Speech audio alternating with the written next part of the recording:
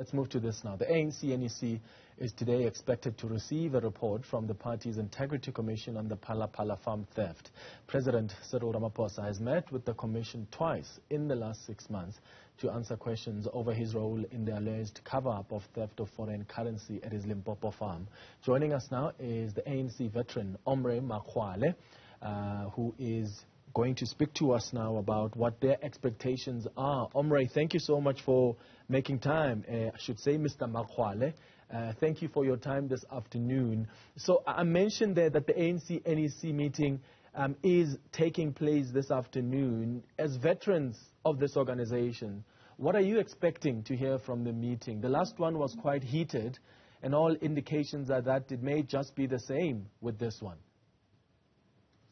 Yes, I think that the meeting will be heated, and it's expected that it should be heated. But the key issue is, which will depend on what the Integrity Commission says. I mean, the Integrity is going to be important, the report they present, the Integrity Commission. And whatever the report looks like, it should be implemented, it should be followed, the recommendations should be taken, because the Integrity Commission is manned by some of the most revered ANC members, such as Comrade George Mashamba and Sophie Brain and Ilva McKay.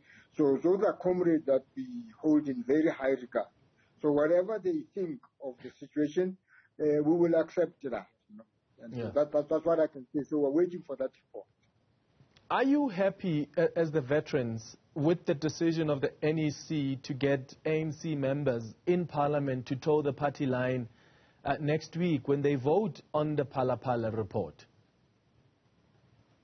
Yes, look, I think we cannot, as veterans, interfere with how the Parliament is run and so on, because some of our members, of course, are part of members of Parliament, and some are outside, but we don't want to interfere with that.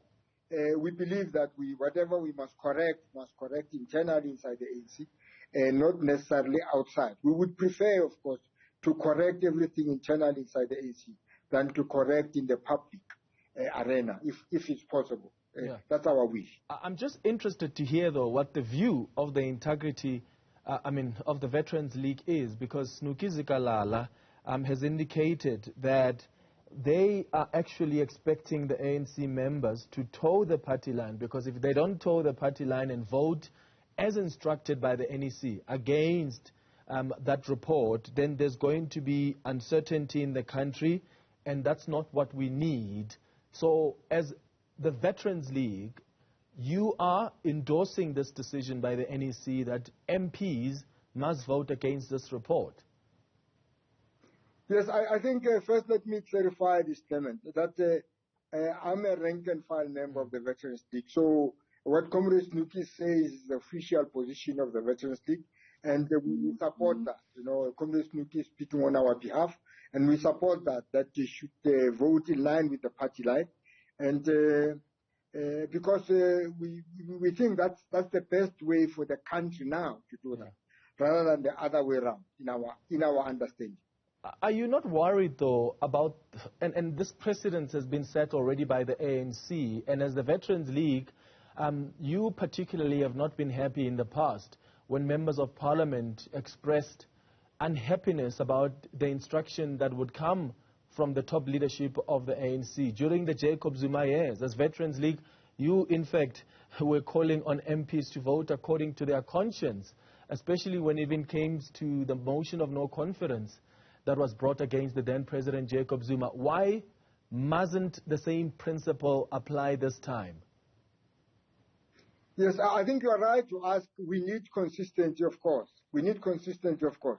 But I think in this particular case, we are not really sure about this report ourselves, this Section 89 report.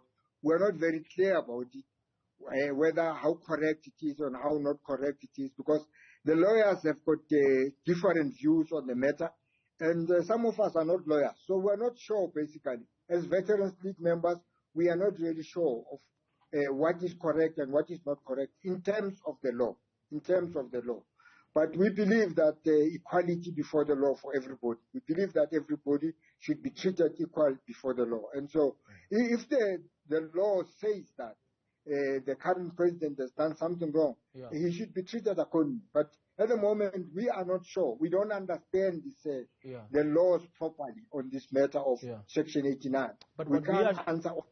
What we are sure about, though, Mr. Makgoale, is the concept of separation of powers. So if we want to talk about the sub judice principle and whether or not it's applicable here, Parliament, I would imagine, and I would believe, is a separate, independent institution, right? It can do its work while other processes are unfolding. So nothing stops the president from approaching the Constitutional Court, but should Parliament then suspend its work because there's someone who's decided to take it to court? I'm asking that because with the Public Protector's case, even before the impeachment inquiry against her continued, she went to court to say, please, can you order that this impeachment process stops because there are certain rules that I'm challenging? And the court says, no, this is about accountability. Let that process continue while you try to argue your matters in court. And I would imagine that would be the same principle that applies here, no? I agree with you. It should be the same principle. But I want to say, Clement, to you that our problem at the moment in South Africa is the parliamentary electoral laws. The parliamentary electoral laws as we have at the moment are such that you account to the party as a member of parliament, and you don't account to the citizens. You don't account to the voters directly. They don't account to you and me. They account to the party headquarters. And that is the flaws in the parliamentary electoral laws. And this is why we want to change these parliamentary electoral laws, that we should adopt Dr. Van Zyl's majority recommendation so that we change these parliamentary laws and members of parliament can be held directly accountable by the citizens, by the voters. And that's why we want to change this law. But at the moment, according to this law, it's the party headquarters that decides, and it is the party headquarters you have to listen to. Otherwise, you get fired as a member of parliament. So if that's the case, though, Mr. Makgoale, if that's the case, why are you endorsing the NEC instruction? Because the NEC instruction is doing exactly what you're speaking against now. You're saying we need constituency accountability. We don't need MPs that are just going to act on the instruction of their parties. But as the Veterans League, you are saying to MPs, listen to the party, take their instruction and do as they say. But you are saying now that that needs to change. So isn't that contradictory? Yes, no, you see, the point is, Clement, we have to change the law first. Until we change the law, we can't say they will act according to the law because the current law is such that it's party headquarters that decide. Right. So that's why we want to change the law so that MPs can be held accountable by the citizens, but not party headquarters. But at the moment, that is how the law is like. It's party headquarters that decide. And in terms of these members of parliament, they are just afraid of losing their jobs. Right. And this is why they have to listen to what party headquarters say, have to abide with the party headquarters, or else they will lose their job. Tomorrow they will be unemployed. They will be removed from parliament. Right. So that's how these laws are. And that's why we want them changed. All right, Mr. Makgoale, thank you so much for making time for us on Newsfeed PM this afternoon.